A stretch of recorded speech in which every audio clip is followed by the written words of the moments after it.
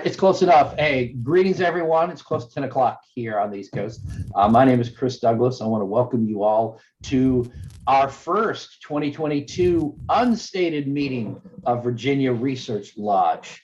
It is sponsored by the Virginia Research Lodge, number 1777 of Highland Springs, Virginia. Grab my links here. I'm going to go ahead and post in the links in the chat here for everybody. Let's see, there's a few things we have going on. In the links, you have our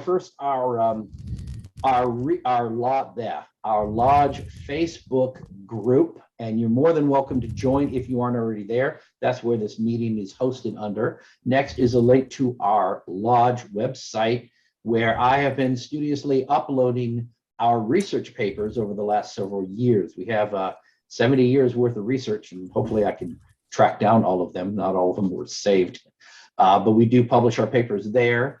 We then have our YouTube channel, which is where I post these unstateds when they're finished, and then my email address. I encourage you, if you're not a member of our group, to go ahead and join the group, and you can connect to me through Facebook or through the email to be added to our research paper mailing list every week. Usually on a Monday, I try and send an email of one of our research papers from either Virginia Research Lodge, and we're starting to get some from other research bodies, A.W. Smith Lodge of Research, and there's 3 other research lodges in Virginia. We draw from them, but we send out a different research paper each week from our archives. Most of them are well over 20 years old, and that's a very popular list. You're welcome to join it. Under COVID, we couldn't have our stated meetings, obviously, so I started having meetings on Zoom. And because I can't call it a stated meeting because it's online, I came up with the term unstated meeting. So we had about 25 unstated meetings in 2020 and 2021 altogether. And then I took a little time off and didn't get back on. So, so we're trying to start again here in the new year. I want to try to do these regularly. We have been doing them every week. I've been doing them. They're planned right now to do them every other week. And if there's not other conflicts, obviously, if we have our regular stateds, we're going to have those that day. But they're on Saturdays at 10, which is when we normally have our research lodge meetings in person.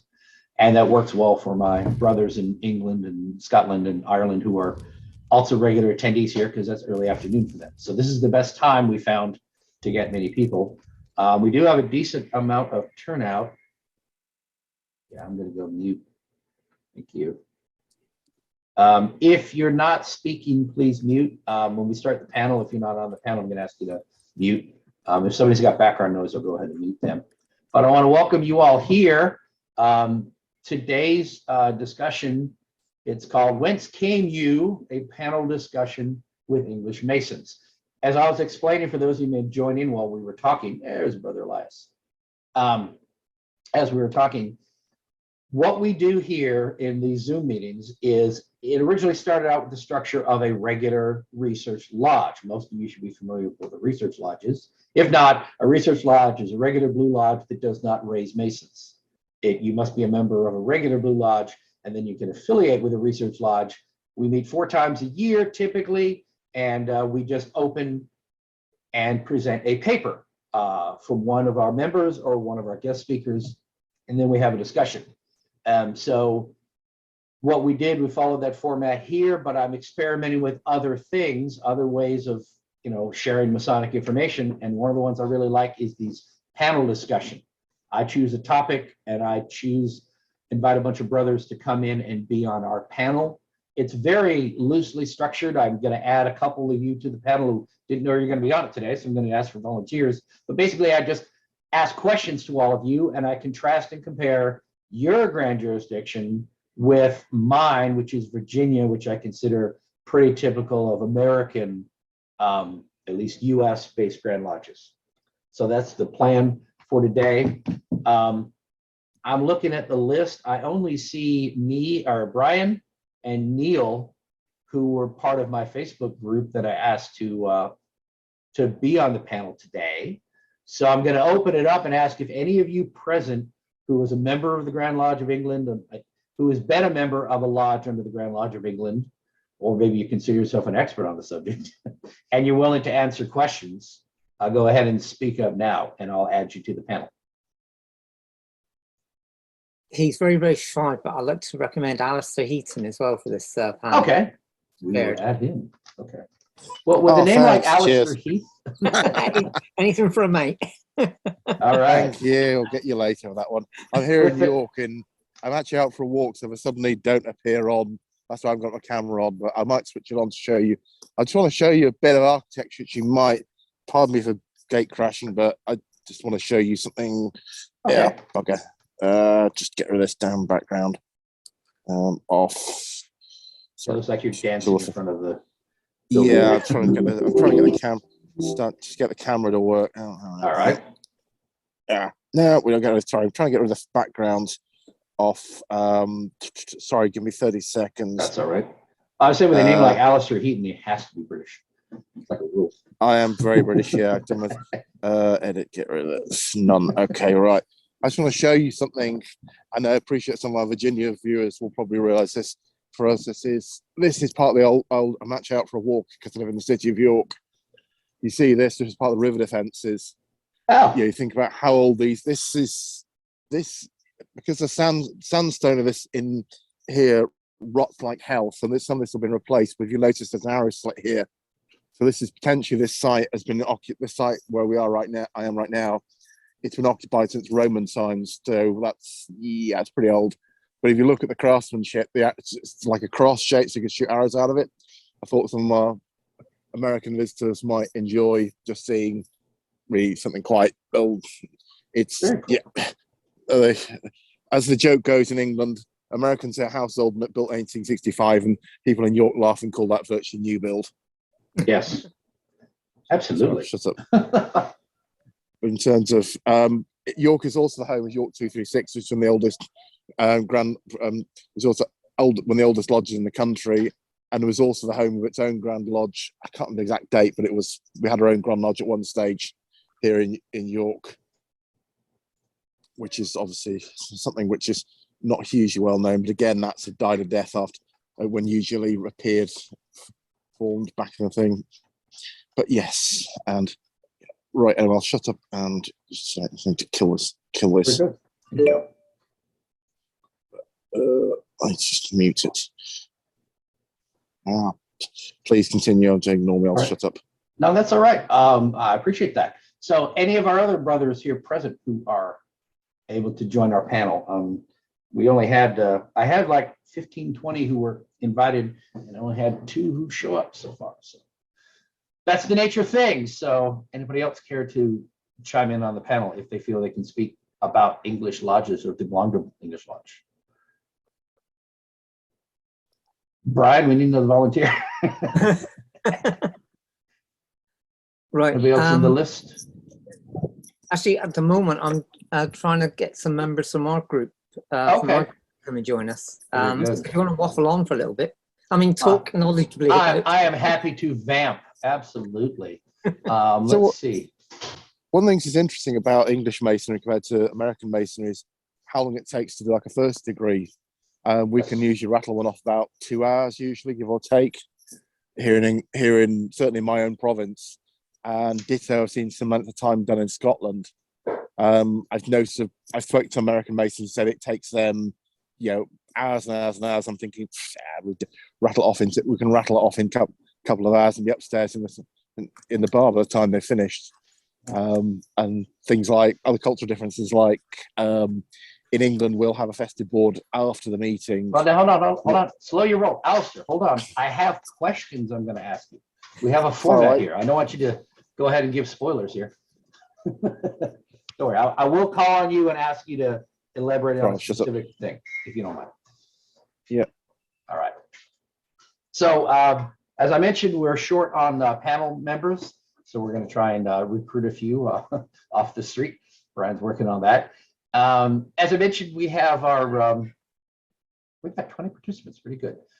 We do have a variety of formats we have for these unstated meetings. We have had several in the past that were more your standard where you had a topic, which was like the guest speaker would come in and present a paper, and that could take anywhere from 20 minutes to one was over an hour, and those were the Gomez talking about Freemasonry in Cuba, which is just brilliant. I mean, I really enjoyed that. He talked about his personal experiences visiting Cuba and their long history.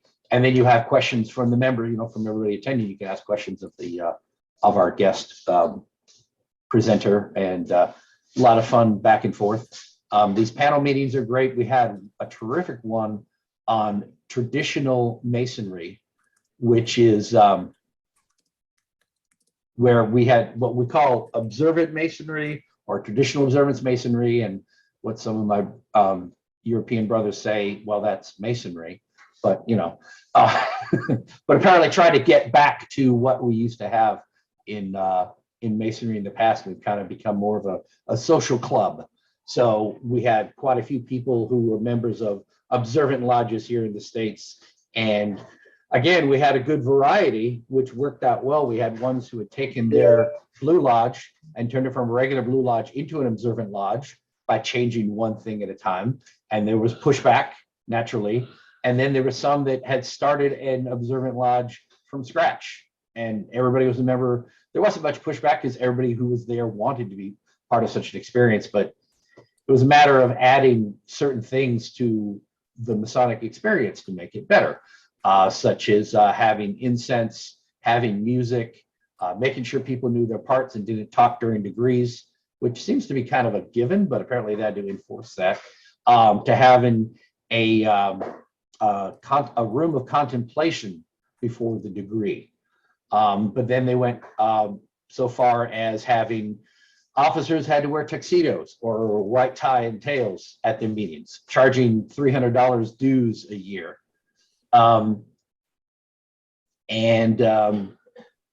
Having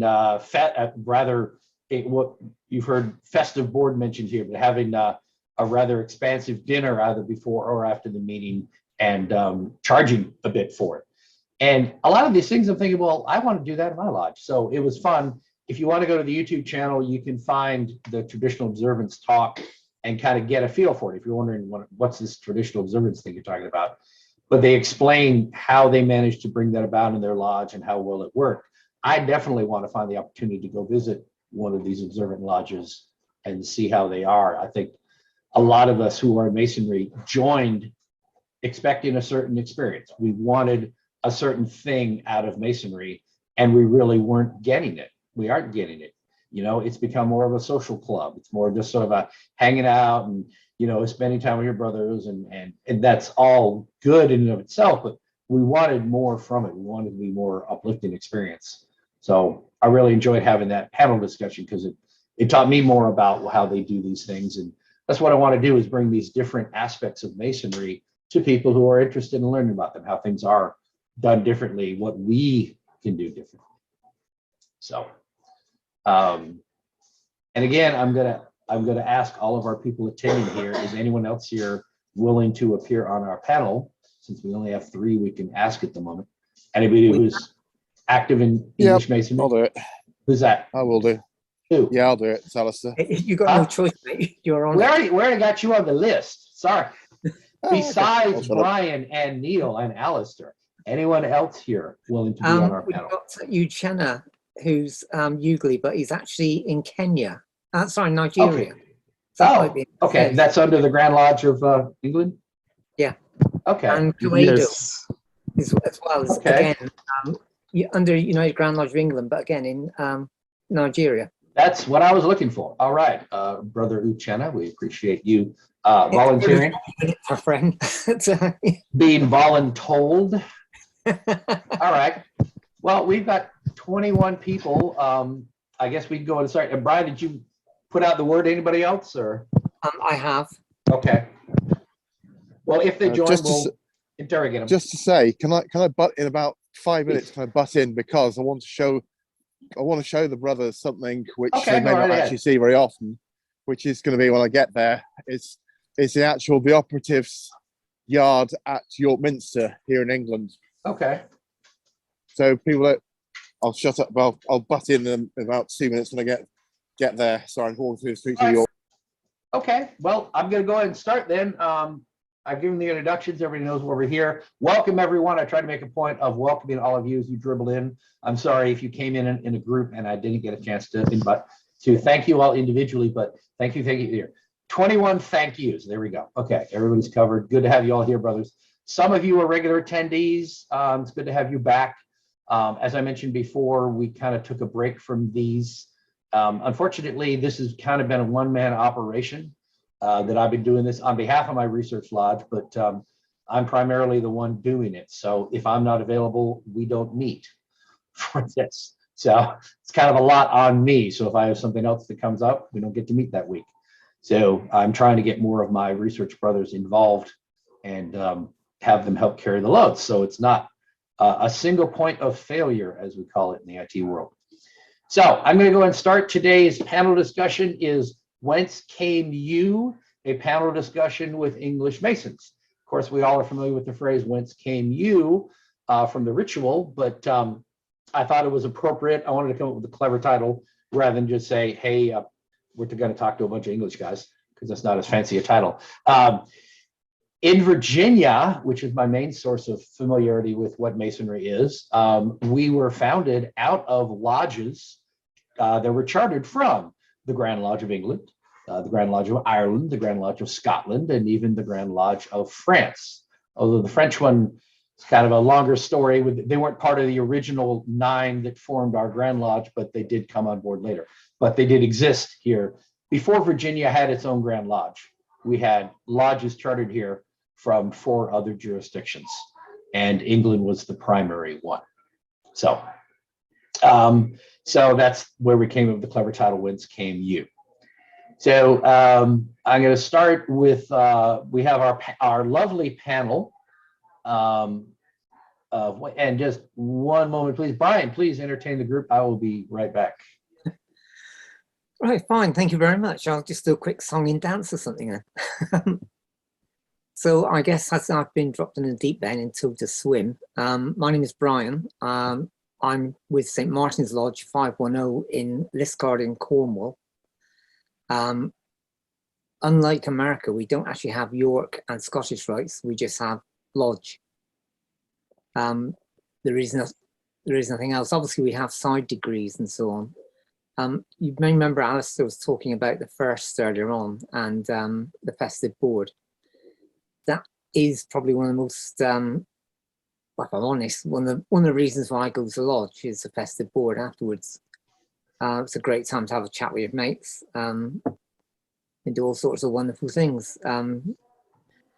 Alcohol, again, unlike America, alcohol is available in our lodges. Now you're spoiling all my questions, Brian.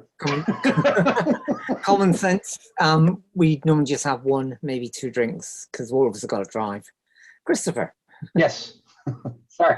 All right. Well, I do have, yes, and I will say this, I want to thank our panel. I'll list them: Brian Smith, Neil Collin, Alistair Heaton, and Uchenna Oyali. Hope I didn't butcher that name too badly. When I call, I'm going to just basically rotate through you all. Feel free to contribute if you have something to add. I do have all of the questions laid out, mostly in some sense, so don't jump ahead to a new topic if you don't mind, because I should cover it. But when I get to the end, if I miss something, I'm going to ask, please volunteer. But I did try to I want to make sure I cover everything and kind of keep it generally in some order, but best I can. So stick to the topic if you don't mind. But we're going to try and kind of experiment. We're going to dig in a little bit and try to understand how English Masonry is. And again, as I said before, the whole purpose of these discussions is what may be perfectly normal to you may be quite different to what I experience, or a brother in Canada, or a brother in Colombia, a brother in Aruba might experience in Masonry. So that's part of the fun here. It's just, what you consider commonplace and normal, and in some cases, well, that's what Masonry is. Well, it is for you, but it's not for the rest of us. And that's been part of my journey, being active on social media and talking to so many brothers in other countries, is finding how differently Masonry can be. So we're going to start with Brian. Go ahead and say what lodge you belong to. We don't need all of your titles, but just give us a brief of yourself? I don't actually have any titles. Good. I'm just a Master Mason in St. Martin's Lodge 510, which is in Liscard, as I said earlier. And I'm also chapter, which is Royal Arch Mariners. Sorry, brain's Yes. going. Yeah. Which says one was speaking. I'm also in the Mark as well, which is a separate degree, a separate side degree. Yes. And we call chapter, which is also a separate side degree. Yes. And we will talk about appellate bodies later too. Okay. So how many lodges in your Grand Lodge? Roughly. I'm guessing hundreds. I really don't know. Okay. But almost every town has a lodge. So I guess. Okay. All right. Brother Neil Collin, please introduce yourself. Just tell us what lodge you belong to. Yep, I'll be right with you. So, Hi everyone. Hello. Appreciate you dressing up. Yeah, I'm senior deacon in Motherland 3861, based in the Metropolitan Province of London, or as they've rebranded themselves, London Masonry. Relatively fresh, I think. 5 years this year as a Mason. I'm in chapter, and I know we're probably going to talk about that later. Okay. I love visiting different lodges and learning about making good men better, and then enjoying the festive board afterwards is a lot of what got me into Freemasonry. Very good.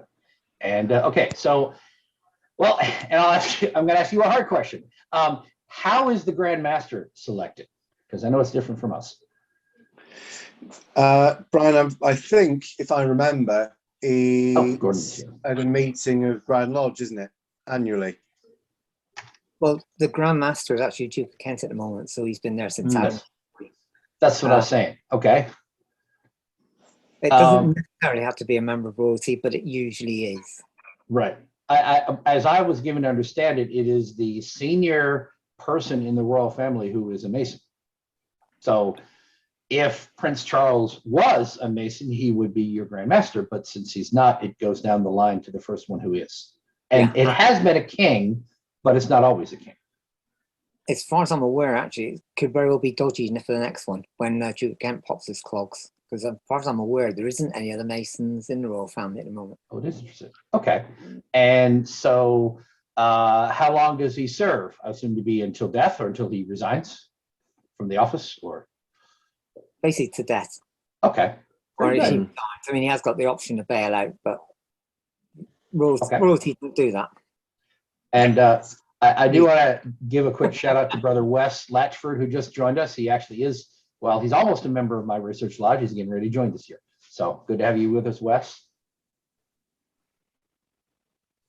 Brethren, can I just butt in for about 2 minutes and just watch? If you look Well, at my, I'm going to go ahead and introduce you, Alistair. So can you please tell us who you are, what lodge you belong to, and then share with us what I'm you in share. actually three craft lodges. I'm in Meridian Lodge, which is 9597, which is a daylight lodge here in York. I am in the Juno Lodge 10,001, which is the University Scheme Lodge in Hull, which is consecrated a few weeks ago. And also I am the senior warden of the Old Peterite Lodge, which is the old school lodge, St. Peter's Lodge here in York. I'm due to go in their chair in June. I'm the first non-Old Peterite, because I wasn't educated there, to go into their chair. So I'm currently still outside the Minster. If people want to look at the camera, I'm still outside the Stone Yard here in York. York is been associated with craftsmen for generations, and if you just have a quick look, you can see some of the work done. This is all done by, apart from the big blocks are cut by machine, but the stuff here, all these carvings are done by hand by skilled master masons. And if you can see, if you have a look through the railings, which I'll just let you do that in a minute, you should be able to see a master mason's mark on one of the stones. Oh, sorry, pardon me, brother.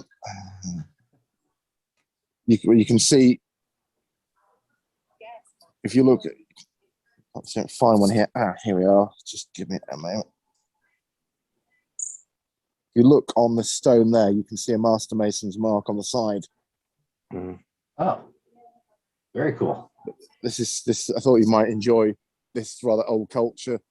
Yes. Because it's all sandstone and it rots. So I have to replace it on a regular basis. But yes, I'll just give you a quick shove in my face. Okay. Hello. There you are. So your here. question is, Yep. what are the other grand officers besides the Grand Master? You don't need to name all of them, but like. There is the chief executive, which is Dr. David Staples. There is he does a lot of the PR work. There is the program master, which is Peter Jeffrey Lowndes, and he does most of this. He is the one you usually see at Court of Occasions in Grand Lodge in London. He appears on a lot of things. There's Deputy Grand Master Jonathan Spence. There is one of the other senior people, David Kenneth Williams, so David Hugh Wotton. Again, these are the senior people you see on all the but then you go down each province, as we call them, within a Grand Lodge. For instance, in mine, which is Yorkshire North and East Ridings, to go on the really, really old riding system, which goes back to Viking times. So we're in Yorkshire North and East Ridings here. There's Province of West Riding down the road, Durham, Northumberland, Cumberland, Westmoreland. Also Province of Cornwall, which is down where one of the other brothers is. But essentially, instead of having their own Grand Lodges as such, everyone's united under one banner, and we all have our own provinces, so effectively mini Grand Lodges within each. Right. So, for instance, we've got our provincial Grand Master, who would be the equivalent of a state Grand Master. Right. In this, effectively, Geoffrey Gillian, which brother Geoffrey Gillian is currently the equivalent of a state Grand Master. Okay. In the US, while he's just the provincial Grand Master here in Yorkshire North East Ridings. I do have that on my list of questions, because I know you have the provinces. My follow-up for the grand officers: how are the other grand officers selected? I can somebody screen share London Rosetta Stone. Okay, sorry. They are usually Grand Lodge officers are normally given by merit, so that's usually where somebody has done an exceptional job in the province. Are they picked by the Grand Master, or? They are usually elected by normally the nominations are given by the provincial Grand Master of each province. He takes advice, and they'll put people forward. I think it's usually, depending on how many members you've got, you can select how many Grand Lodge officers you can nominate to become Grand Lodge officers. My proposer is a Grand Lodge officer. I'm lucky enough with that and know one or two of them. So by way of, go ahead, finish up your thought if you would. Grand Lodge officers are not done in terms of social standing outside of Freemasonry. It's done on what they do. Sometimes, for instance, there was a chap who was given grand rank because he helped with the National Arboretum, which is equivalent of I wouldn't describe as, it's not war. National Arboretum would be a bit like Arlington without as many graves. It's usually sort of memorials to each of the to people who were killed in warfare. Right. Okay. And we've got one of our own for the Masons who were killed in combat at the National Arboretum. And there was a chap who was given grand rank for the work he did helping to build it. Well, just by comparison, because of course here in the US, like in Virginia, we elect all of the Grand Lodge officers from Grand Junior Deacon on up to Grand Master. There's 6, I think, in the official line, because you have a deputy and wardens and deacons. The Grand Master changes out every year in Virginia. Typically, we have had some in the past who stayed in several years. That was usually like at our founding, like someone is Grand Master for like 9-10 years while they're getting it rolling. But pretty much every year they're elected and they tend to move out. So anyone who is interested can at some point run for Grand Junior Deacon, but typically the incoming Grand Master gets to nominate his Grand Junior Deacon. At one time, we required you to have 2 nominees for Grand Junior Deacon. So there was opposition. And they ended up dropping it because it was just sort of a silly sort of formality. It's pretty much, if you're the Grand Master, you're picking your Grand Junior Deacon. They're not going to elect the guy nominated against him. So they just dropped that. But anyone who is a Master Mason can one day rise to be Grand Master and go through all the grand lines. So we have a progressive line there at the grand level. Next, I want to introduce, Brother Gordon Mitchie has joined us, and he's going to be on our panel. Maybe he didn't know it, but Gordon, it's good to have you here with us today. If you want to unmute and say hello. Hi Chris, how are you? Good to see you again. Good to see Happy you. New Year and all that. Yes, Gordon was one of our guest speakers last year on the Victoria Cross, and we really appreciate it. Gordon, if you don't mind, we'd like to draft you to be on our panel here, as you are a British Mason. I'm a member of an English lodge as well, Chris, so I ticked that box. Yes. Are there districts within your Grand Lodge? Like below a province, are there districts? Are lodges organized in some way? Not in England, no. There is overseas provinces, but Okay. actually, yes, there are. I tell a lie, yes. Usually, they will be what they call areas rather than actually districts. There'll be, like in West Yorkshire, it's so big that they've got like Area 1, Area 2, Area 3. Okay, So areas. Okay. Yeah, they call an areas like sub-districts of the provinces, because some of the provinces are not by US standards, but are pretty big. It's the equivalent of, if you imagine, it's a bit like you divide up, say, a US state into counties in Masonic terms. I can't speak for Scotland, but I've noticed they've got provincial people who obviously they've got their own setup. I don't know exactly what their equivalent is in up north. Thank you, Alistair. Border. Okay, going back to Gordon then, are your lodges called Blue Lodges, or do you call them something else? Not necessarily. They're craft lodges. The term blue is known, and it would differentiate between the Red of the Royal Arch, but it's not normal parlance to say I'm going to the Blue Lodge. What do you say? If you're a lodge? The craft lodge, but the Masonic. Okay, I guess it comes into play more in the appendant bodies when you're referring to them. Like we have the term craft lodge, we have the term symbolic lodge. They're all interchangeable. Any other phrase besides those that you might use for lodges? Not really. Okay, very good. Brother Uchenna, you want to say hello and introduce yourself? Hi, I am Uchenna Oyale from Nigeria. Good to have you with us. And you're under the Grand Lodge of England. Yes, I'm under the District Grand Lodge of Nigeria, United Grand Lodge of England, yes. And in Nigeria, we have 3 constitutions operating. There is the District Grand Lodge of Nigeria, UGLE, and then the District Grand Lodge under the Scottish Constitution, as well as the Grand Lodge of Nigeria. Okay, now what is the difference in between a District Grand Lodge and a province or a provincial Grand Lodge? Well, I want to understand the difference to be that the districts are outside the country, while the provinces are within the country. Okay. Yeah, is that your panel? Is he correct? It's like a game show here. I'm not arguing with him. He knows his stuff. Okay. All right. So there are only provinces within the physical boundaries of the UK of England, and their district Grand Lodges elsewhere. Okay. Very good. See, we did learn something. Okay. And in Nigeria, we also have provinces under the Grand Lodge of Nigeria. Okay. Now, is it the District Grand Lodge of Nigeria, meaning it's under the Grand Lodge under UGLE? Is that correct, or is there also a? Yes. Okay. Yes, under the UGLE. But you have provinces under the District Grand Lodge.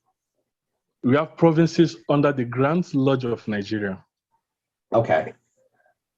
But the Grand Lodge of Nigeria, is that different from the District Grand Lodge of Nigeria? Exactly. Okay. So there's a separate. There are 3 constitutions operating in Nigeria. Before the formation of the Grand Lodge of Nigeria, we had 3 districts: English, Irish, Scottish. Okay. Then later on, the Irish and Scottish formed the Grand Lodge of Nigeria. So all the Irish lodges moved and joined the Grand Lodge of Nigeria. Some Scottish lodges joined, some didn't join. Then all the English lodges are still under England. So now, what year was the Grand Lodge of Nigeria formed? Roughly.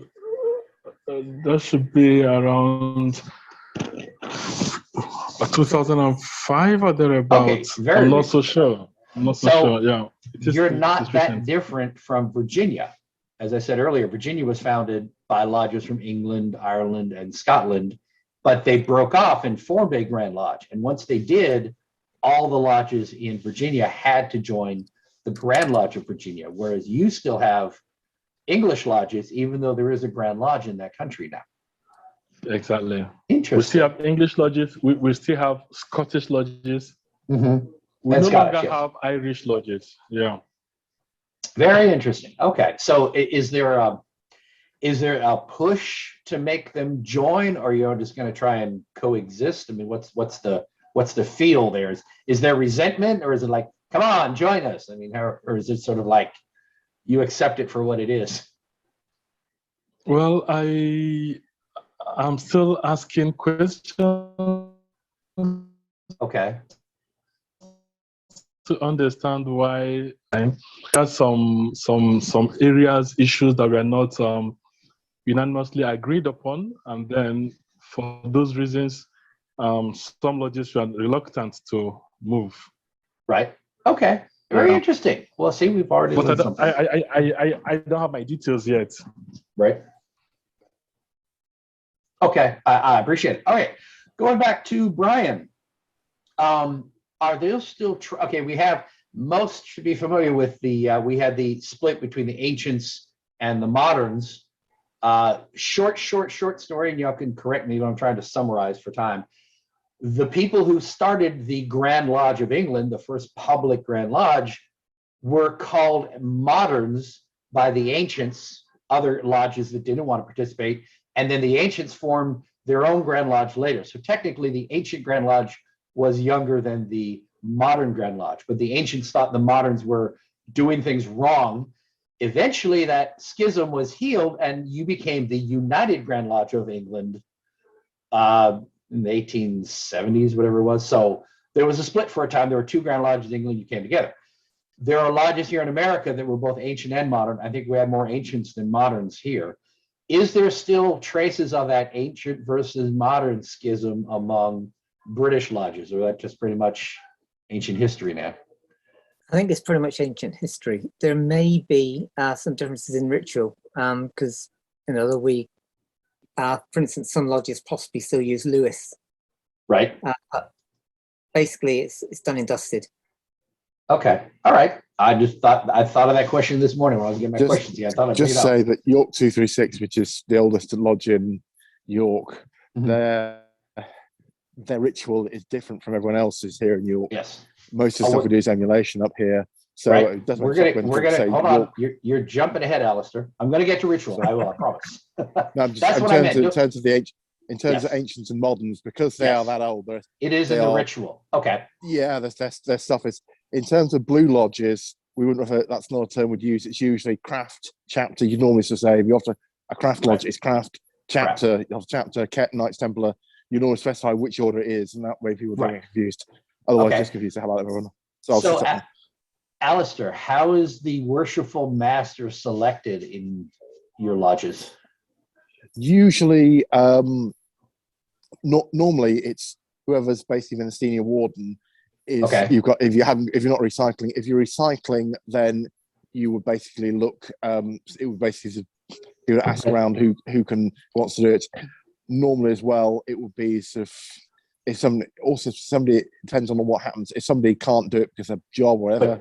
But he's elected is the point, and typically he's technically yes, but normally it's whoever's normally senior.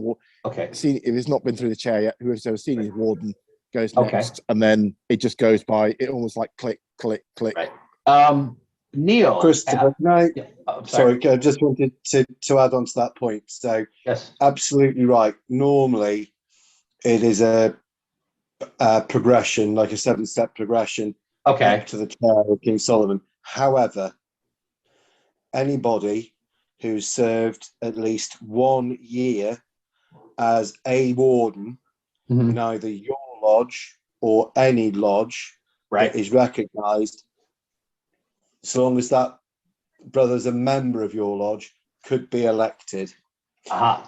And And anybody could stand for election. So long can as they you meet run, that do you criteria. have actual runoffs, or is it pretty much the master's, you know, he's Um, the only one nominated customarily? To be fair, it's normally a fait accompli. It's Okay.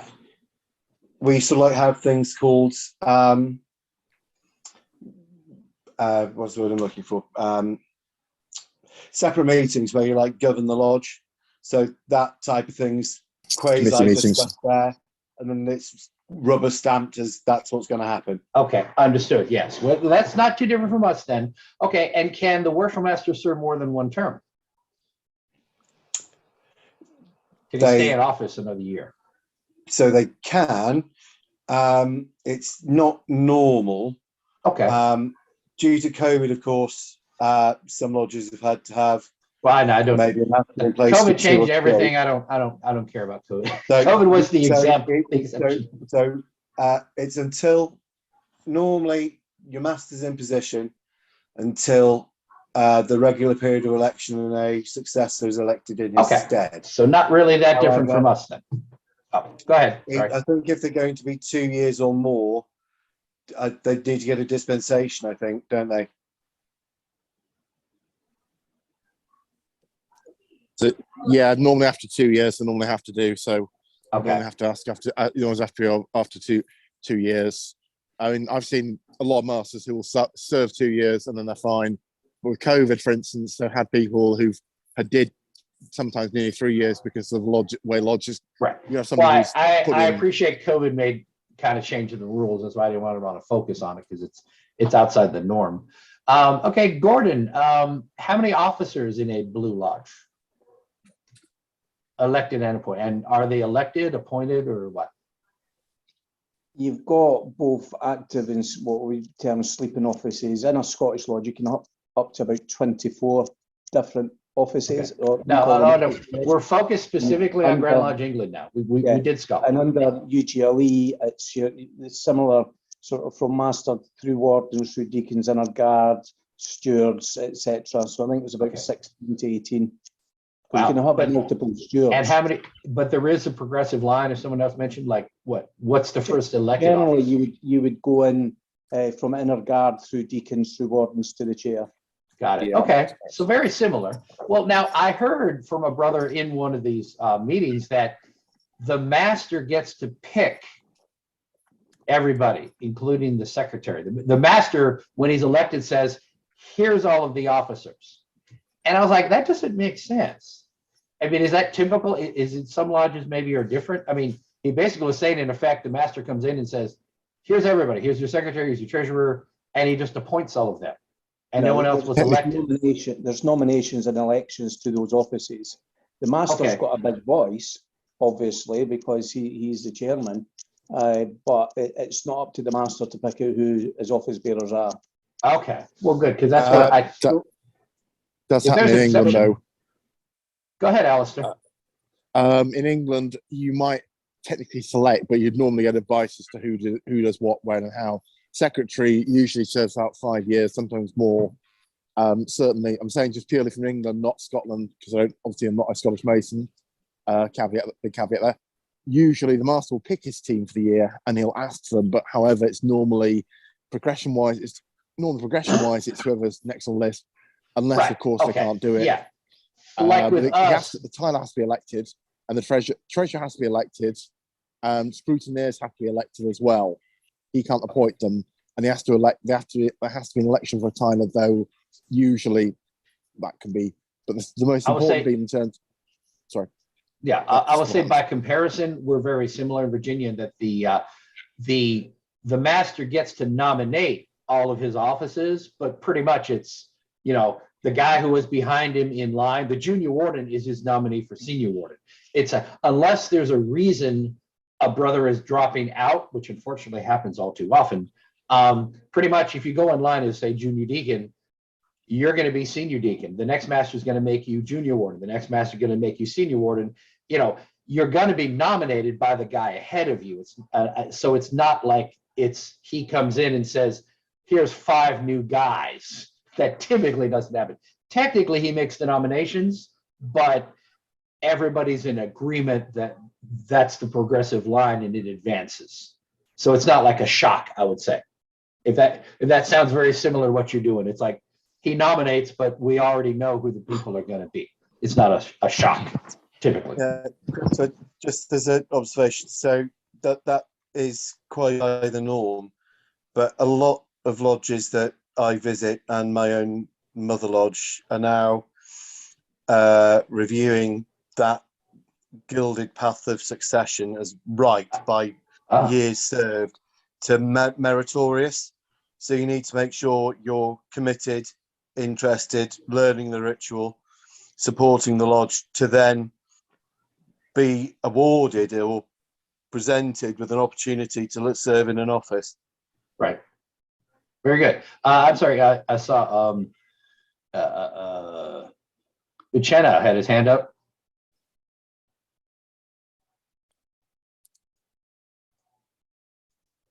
Uchenna?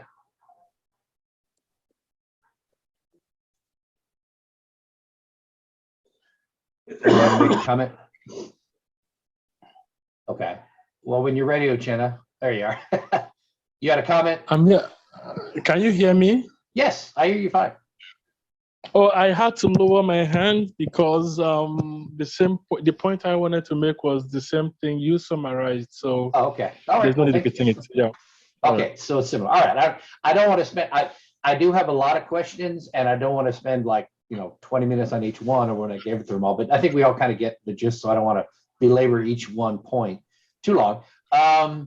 Okay, what are the? Let's see. Well, Uchenna, you're next in line. What are the qualifications to be an officer or to be master? Are there specific things you have to accomplish?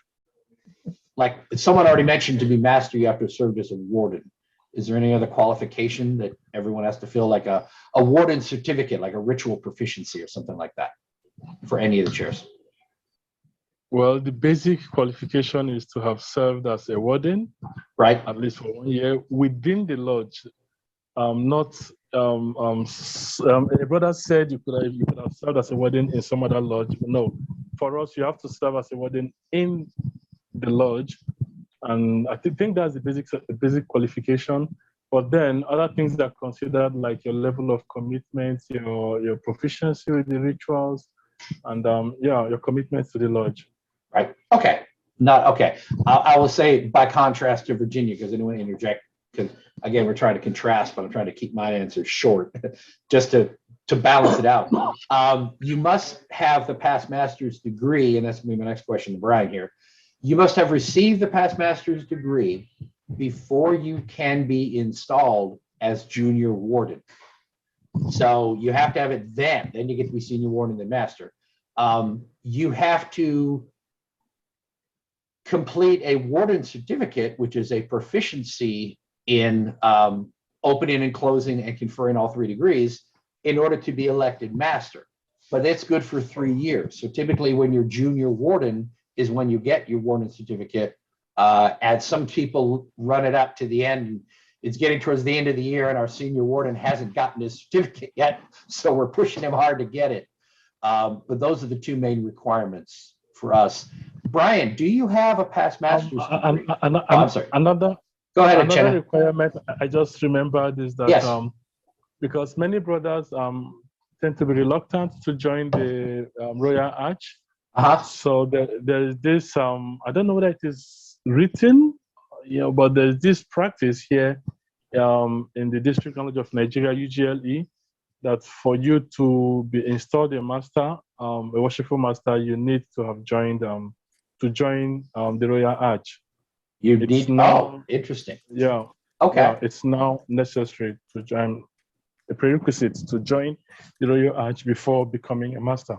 Interesting. But you did mention a past master's degree. I really do not understand that. Okay. Well, Brian, do you have a past master's degree in English?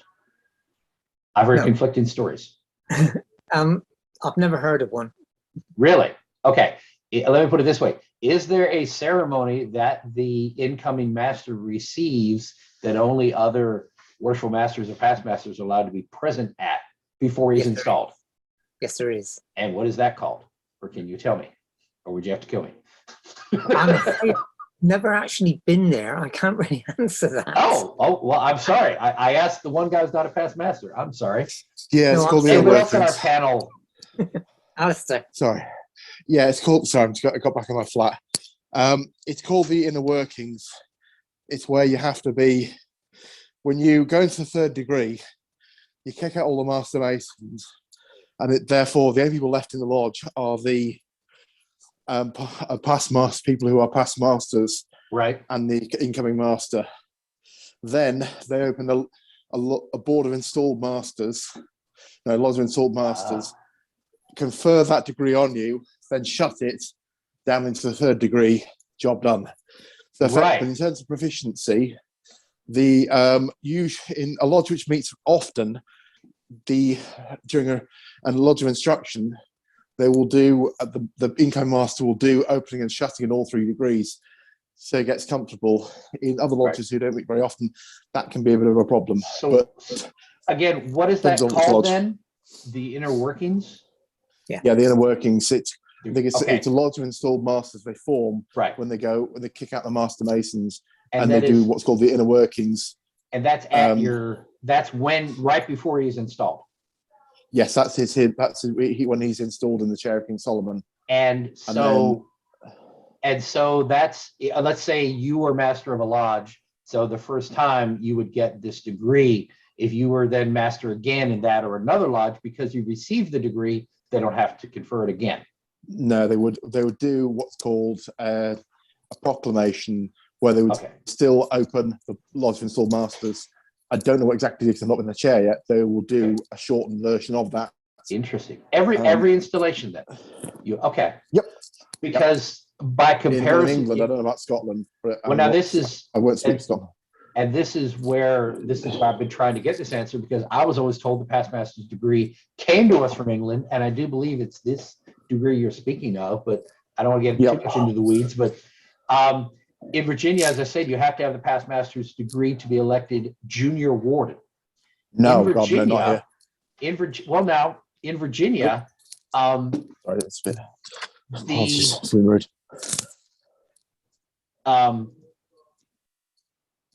In Virginia, the past master's degree is conferred as part of one of the 6 degrees we confer in the Royal Arch chapter, which means and we'll get into the appended bodies in a bit, but just to give a hint, you have 6 degrees in the Royal Arch chapter in Virginia, and the second one is the past master's degree, where you are elected master of the lodge, and you have to settle a question, and everybody's out to get you. And I'll just leave it at that. But you are actually seated in the Oriental chair.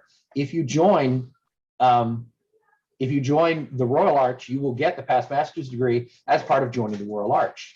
If you do not wish to join the Royal Arch, you must get what's called a provisional lodge of past masters to confer just the past master's degree on you, which is a shortened form of the same ceremony, and you don't get everything that you get in the Royal Arch. But it's a requirement to be master, which means, but we put it back to where before you can even be junior warden, you have to get this degree.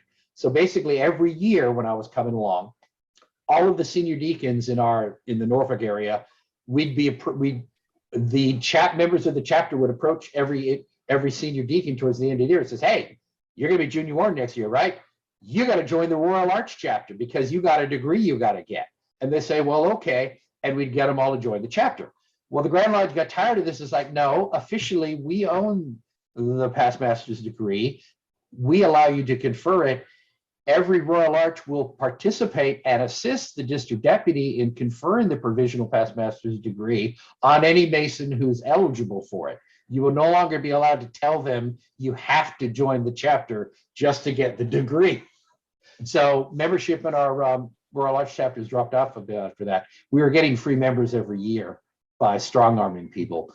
but I do believe it's very similar. But again, once you receive the past master's degree, that's it. You're done for life. You can be master 10 times. You only need to get the degree one time. So, and no, Chuck, that is not a warden certificate. The warden certificate is you have to pass a proficiency in the ritual. And that's something that you just earn as a matter of course. That's not, the Royal Arch has nothing to do with that. Warden certificate is you have to be able to open and close all of your degrees. The past master's degree is to prepare you for the duties of the chair. And I don't want to delve into the ritual involved, but it sounds very much like what you described here with your inner workings degree. So interesting stuff. And Roddy points out it's the virtual past master's degree. Yes, you are that's true. You are a virtual past master. You are not I think it's regular past master unless you've actually sat in the chair. All right, cool. Back to Neil. Neil, how many members in your lodge and what's typical membership in a Blue Lodge? Okay, Roughly. so we are blessed. We have about 60 members. Mm-hmm. However, a lot of them are internationally based Italian, predominantly. Mm-hmm. So regularly attending, we have between 15 to 25, and then we get topped up with visitors. Okay. So would you say that's typical? That's I would say that was typical, but unfortunately, lots of the lodges, some of the lodges are growing and expanding. Good. And some of them are really struggling for members. So I'd say that was like a mean figure. So But if you had to guess, what's the most membership you know of in your area? The most members, Did a lodge have over 1,000 members, or did they one time, or do any still? not to my knowledge. The Okay. most that I know of is 80, but Really? actually Okay. but active out of that, so regularly attending, probably 20 to 30. Okay. I'd say that typical, but I do say that, but believe it, at one time in my district here in Norfolk, Norview Lodge had over 900 members, and that's one of the highest. I think one of our lodges, Corinthian, had over 1,000 members at one time. It's unusual. Most lodges have, when I joined, most lodges typically had 200 to 300. If you had below 100, we were worried about you. Nowadays, most of the lodges, it seems, have just around 100 to 150 members. So they've come down quite a bit, but that's the natural, progression of things. We've gone down some, but it sounds like you're not too far off from where we are. Gordon, I'm sorry, Gordon had to drop off. I'm sorry. Any brother who has joined since, welcome to those who've come in. I've tried to keep an eye on those who've joined. Any other brother who has joined who wants to join in the panel who is a member of a English a lodge in the Grand Lodge of England, just chime up and I'll put you in the panel. Otherwise, just enjoy the rest of us. No, Cameron, Canada doesn't count, but we'll do a Canadian one day, though. I think we should. Let's see. Gordon left, so I'm going to go to Uchenna. What's the average age of members of your lodge, would you say? I think the average age would be 45. Okay. Most of the active members seem to be in their 40s. Yeah. Okay. A few people below 40. Yeah. And we also have very old members in their 60s, 50s. Of course. All right. I think that's probably typical. So Brian, what would, if I asked you what rite would you consider, and this is a great way to start a fight on a Masonic chat room on Facebook. There is the York Rite, and then there's the Scottish Rite, Swedish Rite, rectified Scottish Rite, all of the other ones out there. What would you consider the Rite of England to be? Is it York Rite? What's a rite? That's a good question. We don't actually, we don't call, or we don't use the word rite that much. No. Okay. I think because in research, there's like 20 or so rites within Europe. Primarily a rite is not exclusively the ritual. but a right, I've been working on a term myself, trying to make a definition that everyone's clear. Clearly, if you join the Swedish Rite, they're clearly defined. We are the Swedish Rite. It defines the number of degrees in your body. Most rites have entered apprentice, fellow craftsman, master mason. Some call them slightly different. A York Rite only has the first 3 degrees. We have blue lodges or craft lodges that confer those 3 degrees. Anything else is an appendant body outside of us. You have to believe in a supreme being. You have to be a man.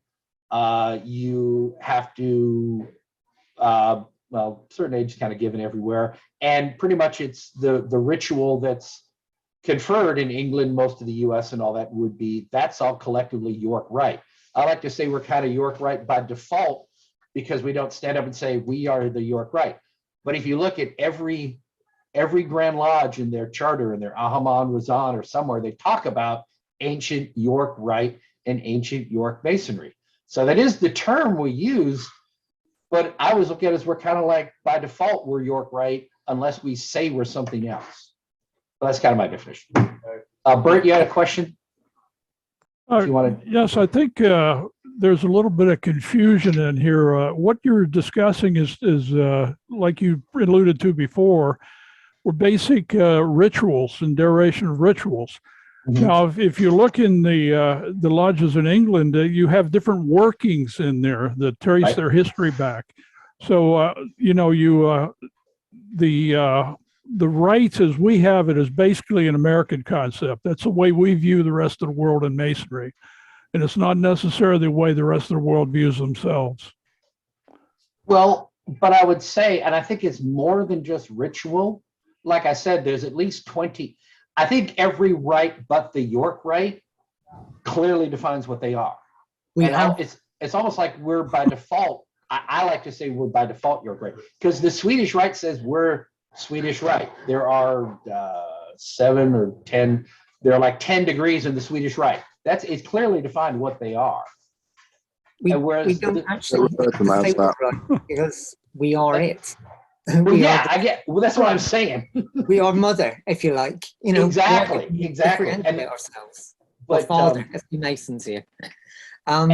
We do have different ritual depending on where you go. True. Our rules, I guess, are very similar to yours, except that you need to be 18 in the UK to become a Mason. And that changes. But pretty much, we are the mothers of Freemasonry, so we don't have rights as such. Exactly. You existed before the concept of right came along. Yeah.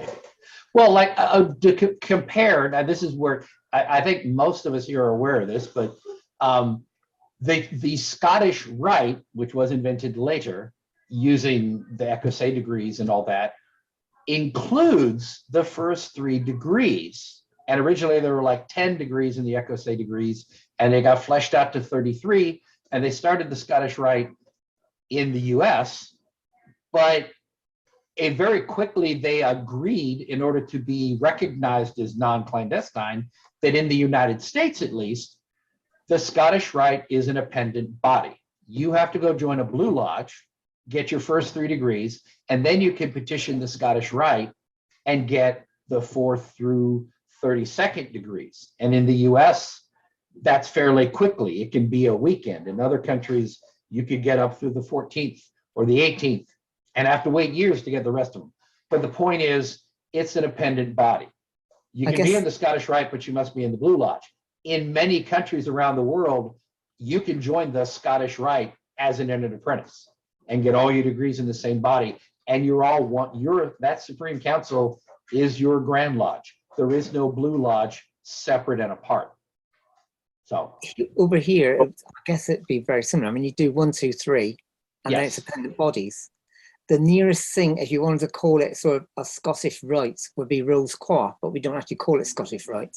Correct. You call it it's actually, it is called the Ancient Scottish Rite. I've seen that somewhere. I'll have to look it up. There's also how do we call it? Oh God, I've forgotten now. Basically, Royal Order of Scotland. That's it. They do stuff. There's the effectively, it's one of the reasons why, like Knights Templar you have to join Knights Templar, for instance, you have to be a chapter Mason. In Right. England, how I'm not saying this is Scotland because they're different.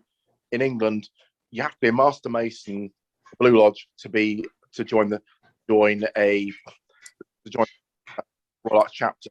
You don't have to be a Royal Arch chapter Mason to go through the chair of a craft lodge, effectively, because will go and they'll join other stuff Thank you, like Brian.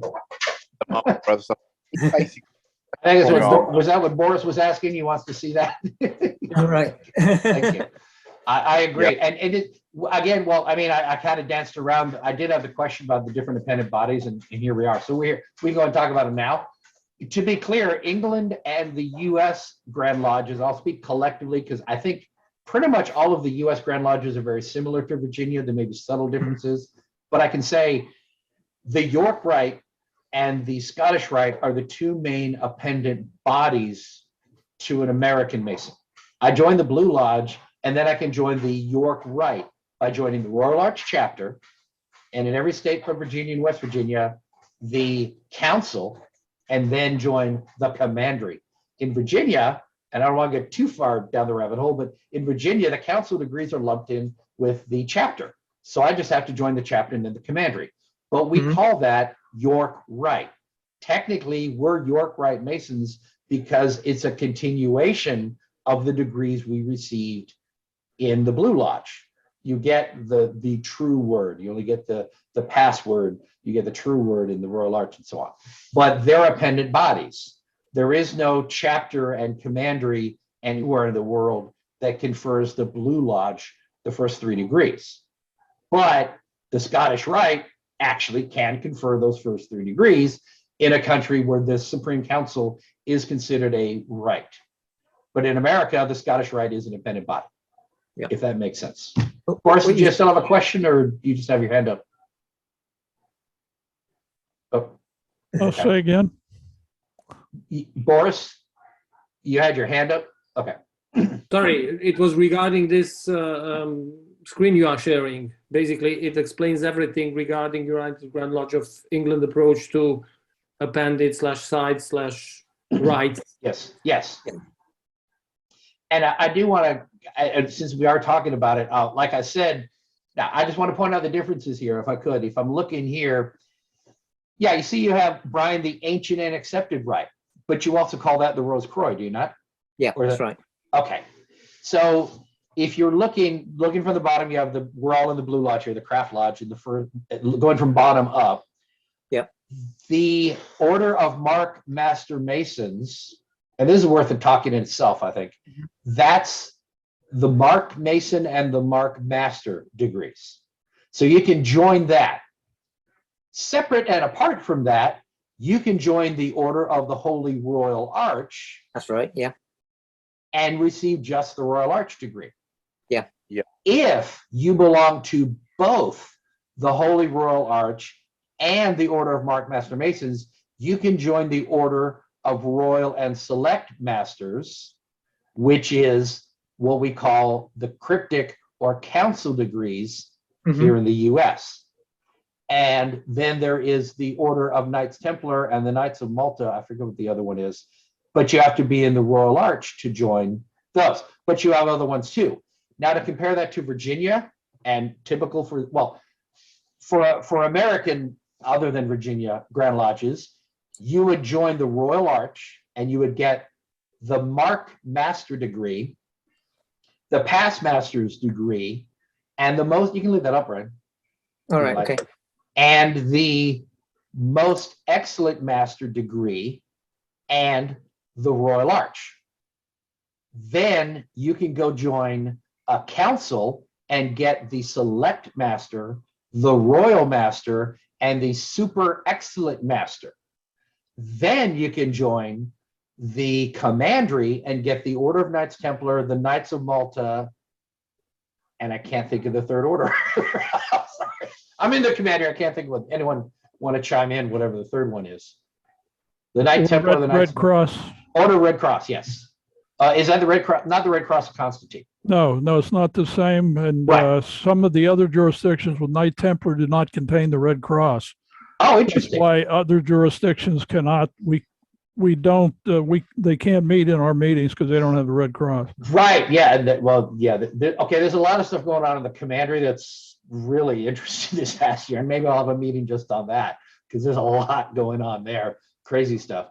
But my point is, and again, Virginia and West Virginia is different. I gave a talk on this in our research chapter here about the council degrees, because Virginia chose to include them as part of the Royal Arch, which means you join the Royal Arch in Virginia, you go through the first 3 degrees, you then get the council degrees, and we're calling you companion, and then you go back and get the Royal Arch, and we call you brother, and we don't call you companion to the end, because you're not a companion until you get the Royal Arch degree. And strictly speaking, anywhere else you join the council and you're already a companion because you're a member of the Royal Arch, and you're a companion in the council degrees.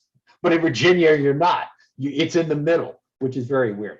But you guys do it. I mean, you have almost all the same degrees, and then you can join them in a different order. But you do end up, you basically have to do almost the same thing, just in a slightly different order to get into the Order of Royal and Select Masters.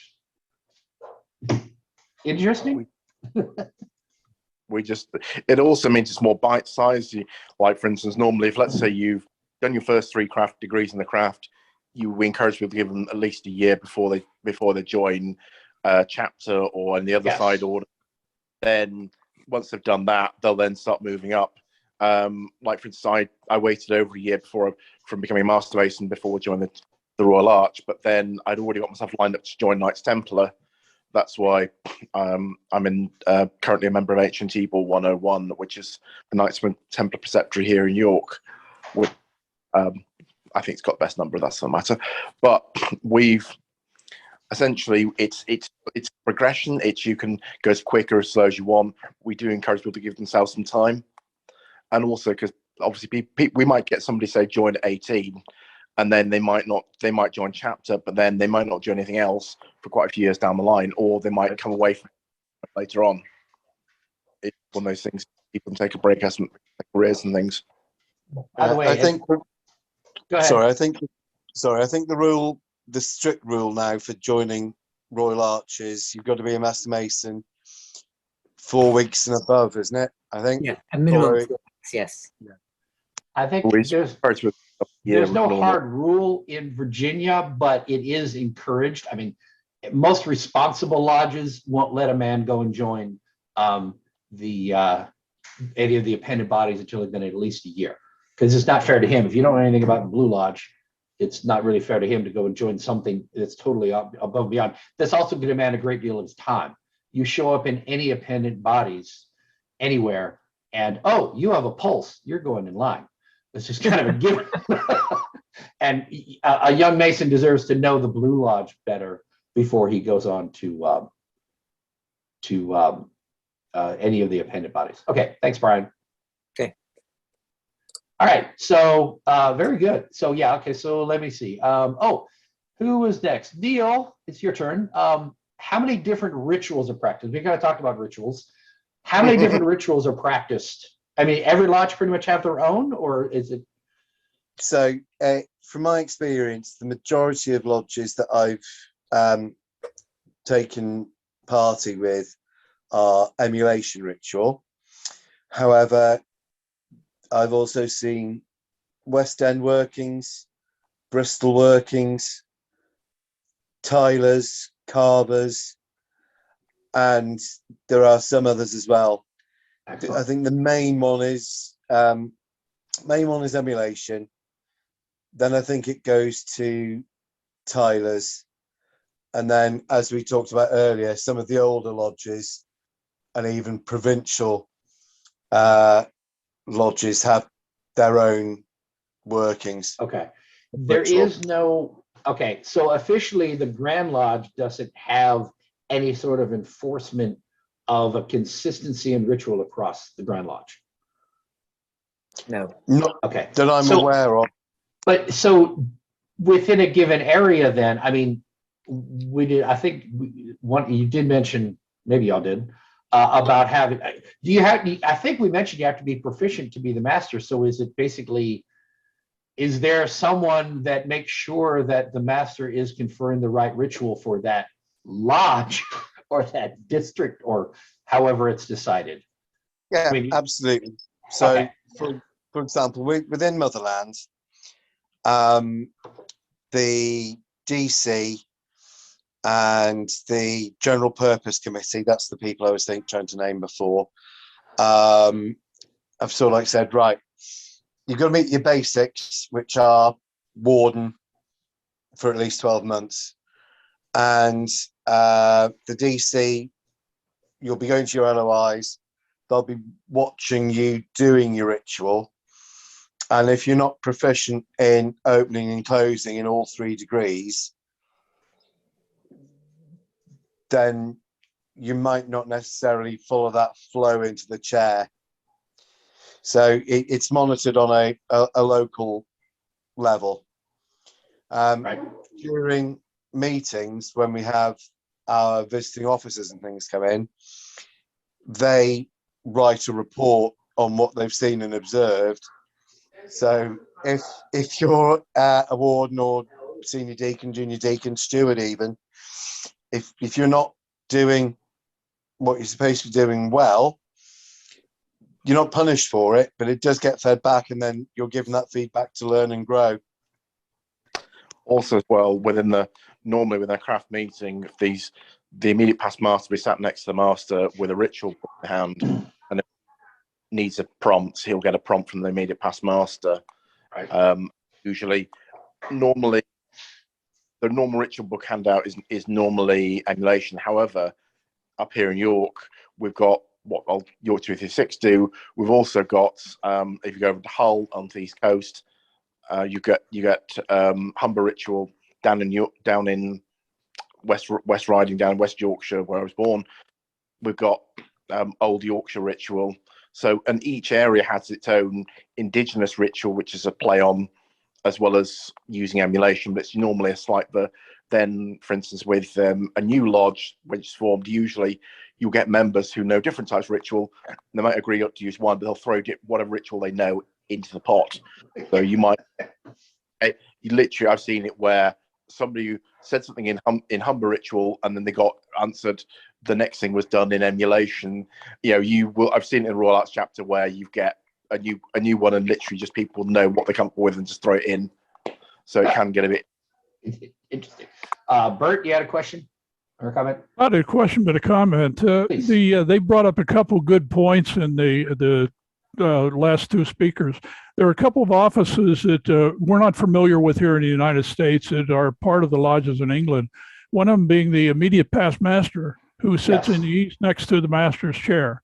There to assist him. He has immediate past master on one side and generally the chaplain on the other side. The other thing is the DC that they're mentioning, or Director of Ceremonies, which is an office that we don't have in the United States. That is responsible for ritual within the lodge.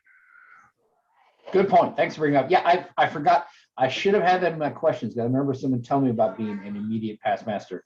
Obviously, you go out as master, and then you have another term as immediate past master, and you're like an advisor to the new worshipful master. Is that accurate? In our lodges, the immediate past masters all sit in one corner, and they all advise the current presiding master on what he's doing right and wrong. Yes, we call them the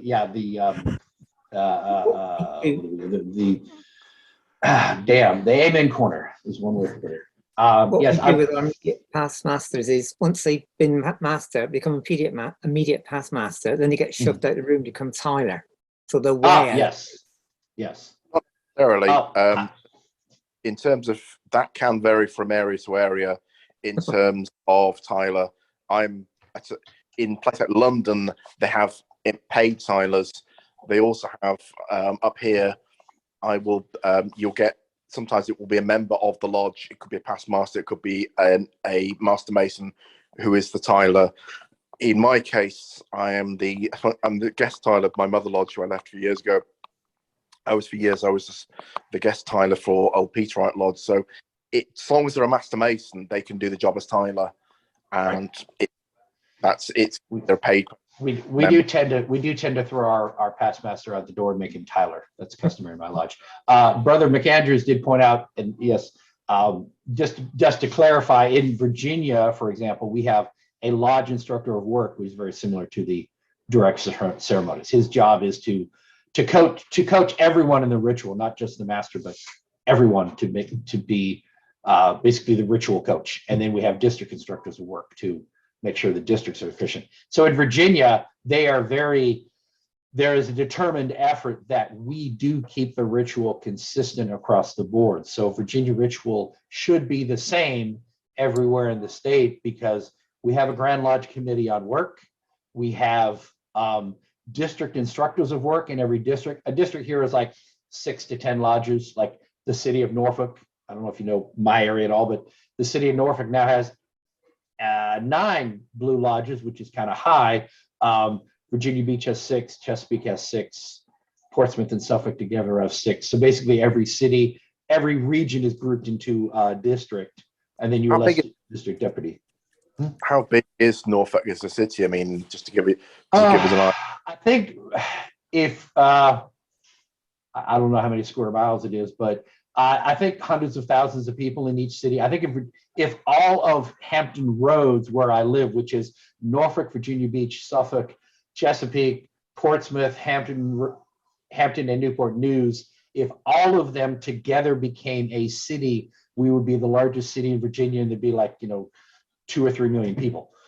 So we're good sized cities. I'd have to look up the square footage, but it's if you look at it on the map, it's that little thumb down in the corner of Virginia is awesome. I know where the US Navy were based for they still are, but it's a major Navy base. Norfolk's a major Navy base. The whole area is a Navy base. So I don't know. I'd have to look up the square footage to tell you. I don't know. Lodges in I'm sorry? area. You have military, like service lodge, military lodges. We do not. We do not have military lodges in Virginia. A military lodge is typically for a military unit or over. Like I've attended military lodges in Italy, American military lodge, because a lot of American military service members serving overseas. It's Harry S. Truman Lodge in Naples, just north of Naples. I forget what town it's actually in. When I was there for 6 months in '95, I got to attend lodge. They're chartered under the Grand Lodge of Vermont, I think, or something. And they use the Grand Lodge of California ritual. But most everybody there was either from Virginia or had passed through Virginia. So it's pretty much Virginia ritual with some extra stuff thrown in. So I felt totally at home until we get to like the senior deacons lecture in the fellowcraft degree, and which I knew at the time and still do mostly, but I learned recently at the time. And they did all the part that I knew. And then he talked for about 5 minutes and I had no idea what he was talking about. And then he swore back into something I knew again to close it out. So basically the ritual was twice as long. The lecture was twice as long as the one I'd memorized, but everything I knew was in there. But there were other parts stuffed in there that I had no idea what he was talking about. So it was a lot of fun there. In England, we have, we've got lodges which are attached to certain military units, which are not as common these days. Right. They are there, but they're often static, so they sort of stay in one place. But there's an Irish Constitution Lodge which is attached to a military regiment. They're paraprotected, which meet wherever the unit is based. So they were based up in which is in Richmond, North Yorkshire, not Richmond, Virginia, or Richmond. Sorry, gets confusing. But they were based up in I think it was in Richmond for a while because the regiments are Catholic. Then they've just gone south. I think can't remember where exactly, but also as well you get like lodges like Invictus Lodge, which is based in York, which is for past and current service personnel, regardless which one they were in, and they're based actually about up the road, about 5 minutes walk from here, in St Saviour Gates Masonic Hall in York. But again, we get this. There's a whole like circuit of service lodges here. That's not a thing Scotland is in England, in Wales. No disrespect to our Scottish neighbours. The Chopra Karachi did a brilliant lecture on service lodges. If anyone wants to look at it on YouTube. This is Chris Douglas. When we recorded this unstated meeting, we went over 2 hours long. So I've broken it up into part 1, and then we'll soon be publishing part 2. So please like and subscribe, and stay tuned for part 2 of Whence Came Ye.